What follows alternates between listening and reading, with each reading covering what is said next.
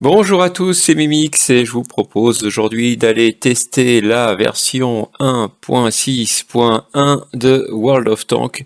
Donc comme c'est devenu une tradition entre deux versions, Wargaming nous propose une demi-version.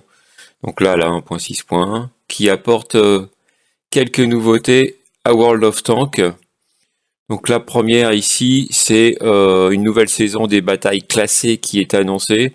Alors vous le savez, moi je suis plus spécialisé sur les tiers intermédiaires, donc les tiers 5 et 6. Et ce qui se passe au-dessus, je serais pas du tout crédible pour en parler, mais là, grosso modo, pour faire simple, manifestement, la saison précédente était beaucoup trop compliquée. Donc là, ils vont revenir avec des choses plus simples, où les joueurs pourront évoluer un peu plus facilement, ce qui est certainement une très bonne nouvelle pour les joueurs qui participent à ces batailles classées. La seconde nouveauté, c'est des nouveaux styles qui vont débarquer dans World of Tanks. Bon, super. Peut-être pas quoi faire une vidéo non plus dessus. Et enfin, ce qui justifie cette vidéo, ce sont les véhicules multinationaux. Kesako, ce truc-là, ça veut dire que désormais, avec certains chars, dans le garage, vous pourrez choisir pour quelle nation ils vont se battre. Et moi, je vous propose d'aller découvrir tout cela concrètement dans le garage du test public. C'est parti.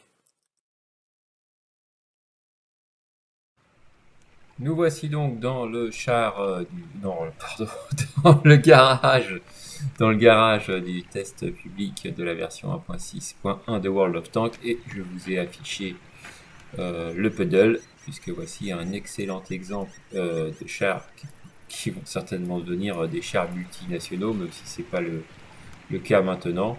Donc le puddle historiquement, c'est un char allemand bien sûr qui a été piqué par les Polonais et donc qui a été repeint, remis aux couleurs polonaises et qui s'est battu dans les rangs polonais contre les Allemands. Donc voilà typiquement ce qu'est un char multinational. On a un certain nombre, donc soit des chars volés, piqués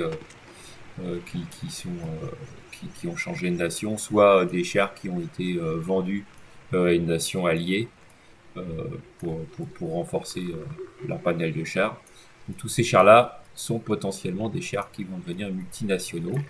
Et donc là, Wargaming, dans cette version test public, nous a prêté un char typique aussi, c'est le T-34-85 Rudy, donc qui était historiquement un char polonais, là, avec cette spécificité, c'est le chien.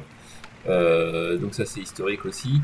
Et donc ce char, qui est un char russe, bien sûr, le T-34-85, se battait pour les Polonais. Et donc là c'est le premier char à devenir multination. Donc comment ça marche? Donc là vous voyez dans mon garage, il est dans l'arbre technologique polonais. Il a un équipage qu'on va fournir là avec polonais. Et puis ici j'ai un nouveau bouton qui s'appelle change nation. Je clique dessus, pouf, ça m'ouvre et ça me dit que je peux le transformer en char russe. Et vous voyez que j'aurai un autre équipage. Le seul point commun, c'est le chien qui reste. Je clique sur change nation.